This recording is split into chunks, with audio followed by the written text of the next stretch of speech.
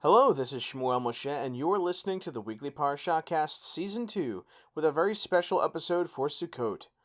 This year, we're going to be reading just the first day of Sukkot Torah reading and analyzing some of that. This is the last special before we get to the end of Season 2 of the show. Quite interesting how things are kind of lining up. I knew my plan was originally to finish up the Book of Kings 2, but I thought, well, hey, here we are inside of one of the other major holidays of the season. Why don't we make a little commemoration part here and talk about some of these pieces, right? So that's exactly what we're going to do. Sukkot this year falls, as always, on the 15th of Tishrei. This year, 5786. It runs until the 21st of Tishrei. So for layman terms in the Gregorian calendar, that's October 7th through October 13th. And it's a week-long festivity. We're going to learn a little bit more about it. Let's go ahead and jump on in. I'm reading in English on Chabad.org. Want to remind everybody, as always, I'm not a professional scholar, just somebody who wanted to study the scripture. Let's go ahead and jump on in with Leviticus chapter 22, verse 26. God spoke to Moses, saying, "When a work bull, sheep, or goat is born, it must remain in its mother's care for 7 days. It will be accepted as a sacrifice for a fire offering to God only from the 8th day onward. With regard to a work bull or a sheep or goat, you must not slaughter it and its offspring on the same day.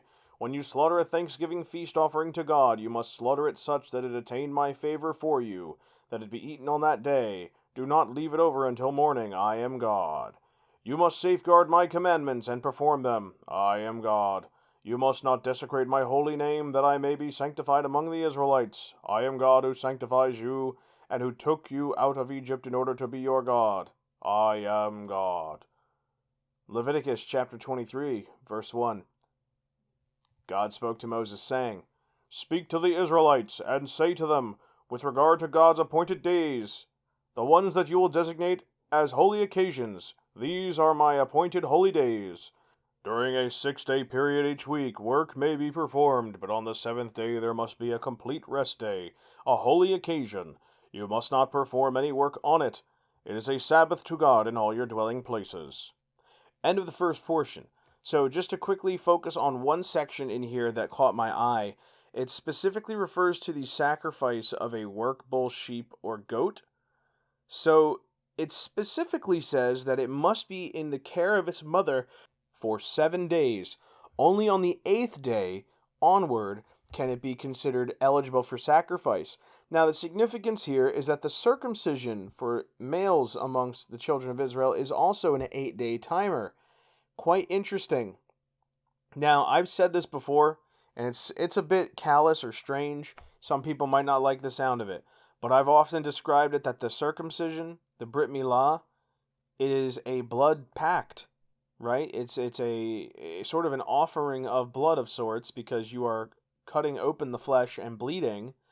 And so, in a way, it is very much a blood pact with the God of Israel. And in exchange, you are entered into the covenant of Abraham. So it's interesting that sacrifices must be on the 8th day between these animals as well. And then, of course, with humans with the circumcision. Just thought I'd point that out. Very, very interesting. Now, another thing is we're going to go into the holidays that are sacred appointed days. And, of course, we just started with the 6-day period of work, followed by the 7th day, complete rest, a holy occasion. Any work, it is a Sabbath. So now we know the rules of Shabbat. Now moving on to verse 2, chapter 23 of Leviticus, verse 4. "The following are God's appointed holy days, the designated holy occasions that you will designate to be in their appointed time. In the afternoon of the 14th day of the first month, you must offer up the Passover sacrifice to God. On the 15th day of that month begins the festival of matzahs in honor of God. For a 7-day period you must eat matzah. You must celebrate the first day as a holy occasion. You must not perform any mundane work. You must bring a fire offering to God for a 7-day period. You must celebrate the 7th day as a holy occasion on which you must not perform any mundane work." God spoke to Moses, saying, "Speak to the Israelites and say to them, when you enter the land that I am giving you and you reap its harvest, you must bring an omer of barley as the beginning of your harvest and give it to the priest. He must wave this omer before God in order to attain God's favor for you. The priest must wave it on the day after the day of rest. On the day you wave the omer, you must offer up an unblemished lamb in his first year as an ascent offering to God. its grain offering 2/10 of an ephah of fine flour with oil, as a fire offering pleasing to God, its libation 1/4 of a hin of wine. You must not eat bread, parched kernels, or fresh kernels until this very day, until you bring your God sacrifice. This is an eternal rule throughout your generations in all your places of residence. Alright, so here we end the second portion. Once again, the translations in this version are in English from Chabad.org. There's a lot of in-between text, whereas the bold text I'm looking at is the literal translation. The in-between is sort of implied or inferred. I wanted to make this distinction because I'm going to talk about a very specific part of the text here. It says in the 23rd chapter, 8th verse, that on the day of this fire offering, right, so it's the 15th day, this is for Passover, it says not to perform any mundane work. Now, mundane work. On the Sabbath, it's just no work whatsoever. So why is it saying mundane work? What is the difference? We're going to talk about this a little more because it's been something that's been lingering on my mind over the last few days. In any case, beyond that, we hear about the Omer and so on. Also, interestingly, don't eat bread, parched kernels, or fresh kernels until that day. So, interesting in relation to the Omer. In any case, let's go ahead and jump into the third portion. Leviticus chapter 23, verse 15. Starting on the day after the day of rest, from the day you bring the Omer as a wave offering, you must count for yourselves 7 weeks. These weeks must be complete. You must count until the day after the 7th week 50 days, on which you must bring a grain offering to God from the new crop. You must bring bread set aside from the land in which you dwell, 2 loaves from 2/10 of an ephah. They must be of fine flour, and they must be baked leavened. This will be the first grain offering of wheat brought to God. Along with the bread, you must bring 7 unblemished lambs in their first year, 1 young bull and 2 rams. These must be scent offerings to God, accompanied by their grain offering and libations, offered up with the intention that they be offered in fire, and that they are pleasing to God. You must offer up 1 he-goat as a sin offering, and 2 lambs in their first year as a peace, promoting feast offering. The priest must wave them together with the first offering bread as a wave offering before God. Specifically the 2 lambs, they will be holy to God, given to the priest. You must designate this very day as a holy occasion which you must celebrate and on which you must not perform any mundane work. This is an eternal rule in all your dwelling places and throughout all your generations. When you reap the harvest of your land, you must not fully reap the corner of your field during the harvesting, nor may you gather up the gleanings of your harvest. You must leave these for the poor person and for the convert. I am God, your God. End of portion. So, here we get a breakdown, further information about the Omer, the 7 weeks of counting, or 50 days of counting the Omer after the 7th week, and then there will be an offering to God from the new crop. So it tells what exactly you're going to bring. Interesting, this almost feels like an annual tax, just like the contents that are actually being brought. Kind of interesting from that perspective. The other thing I want to make a note of is that it makes a note about how you should harvest. So it says that you must not fully reap the corner, and also you may not gather up the gleanings of your harvest. So this basically means when you're cutting down your harvest, you have to not cut down the corners of the field, which is self-explanatory, but also you may not gather up the gleanings. So let's say when you were cutting, some pieces fell down, like, you were grabbing a bushel, and when you cut it, a few fell on the ground. I'm assuming that's what it means, that you just got to leave it there. This is the charity portion for the poor, so don't touch it. Moving on from here, not just the poor, but also the convert. And it's worth noting, the convert is new to the congregation. There's somebody who doesn't have a family. They haven't been established yet, so this is a means for them who have joined to learn the ways and also have some way to support themselves with sustenance. Chapter 23, verse 23 of Leviticus, 4th portion. God spoke to Moses, saying, Speak to the Israelites, saying, You must celebrate the first day of the 7th month as a day of rest, a remembrance of the shofar blast, a holy occasion. You must not perform any mundane work, and you must offer up a fire offering to God. God spoke to Moses, saying, But you must celebrate the 10th of this 7th month as a day of atonement, a holy occasion. You must afflict yourselves, and you must offer up a fire offering to God.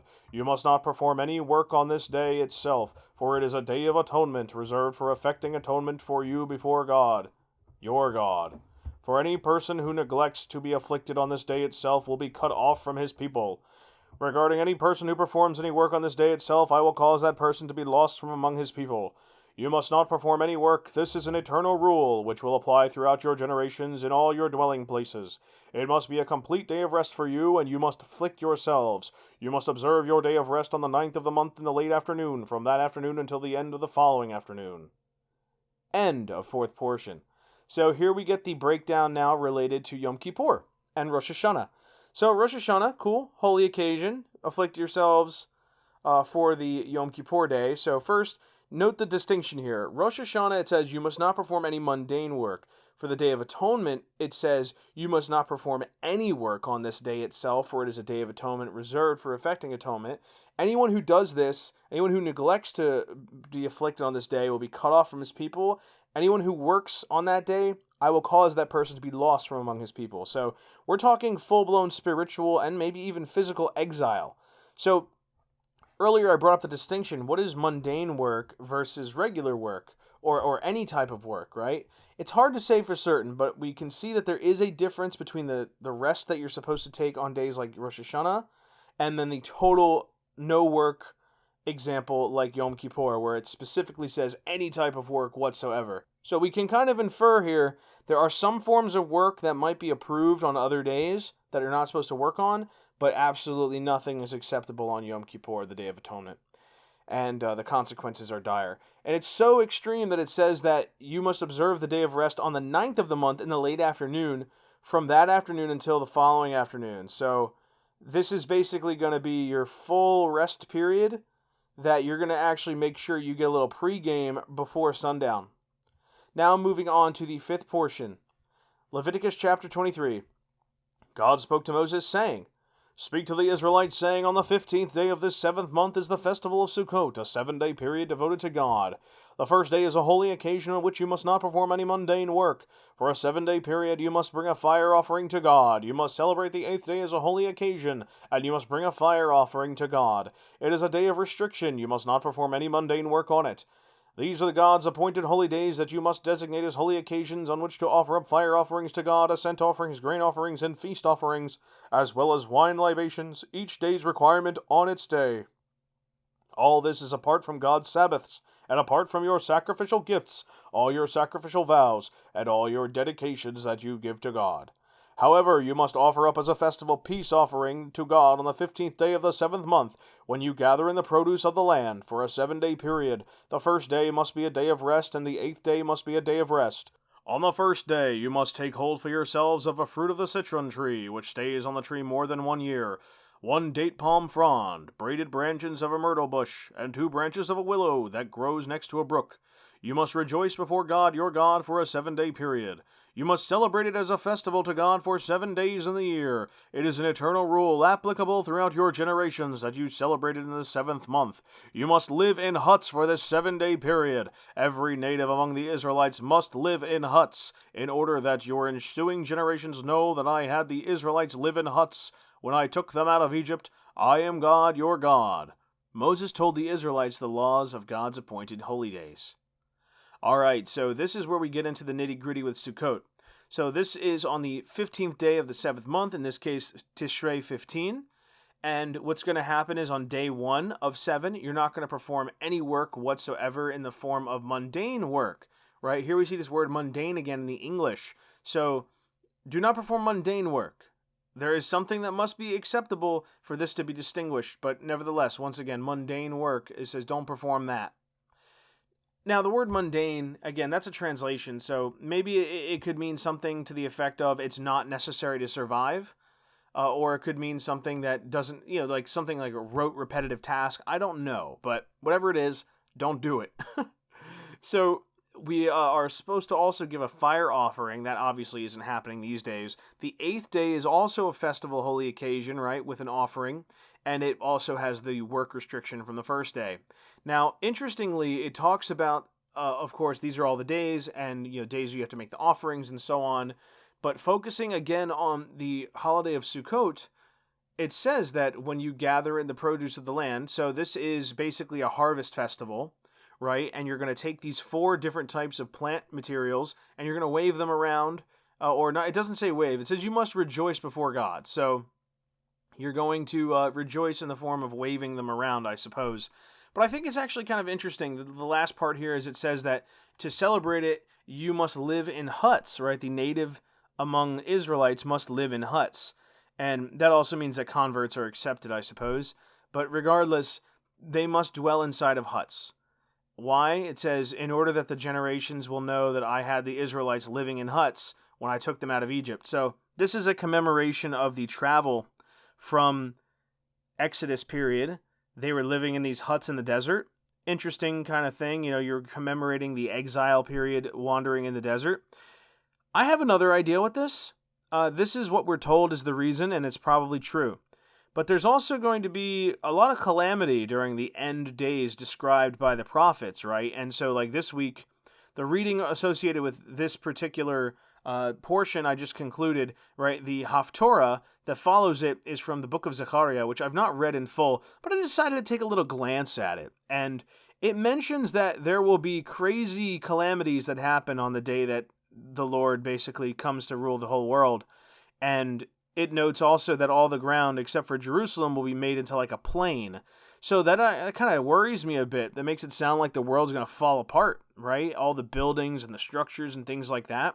So my theory, based on this, is a total shot in the dark here.